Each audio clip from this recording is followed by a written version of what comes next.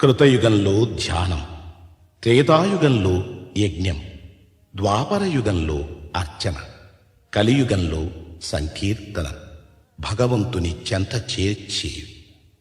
వెంకటాచల గోవిందునికి అత్యంత ప్రీతిపాత్రమైనది గోవిందమాల. ఈ వ్రతంలో ప్రధానమైనది శరణం. అంతరంగ బహిరంగాలలో శరణం వినిపిస్తే అది శ్రీనివాసుని చరణాలలో ప్రతిధ్వనిస్తుంది. ఇదే అన్నమయ్య సాధన బోధన.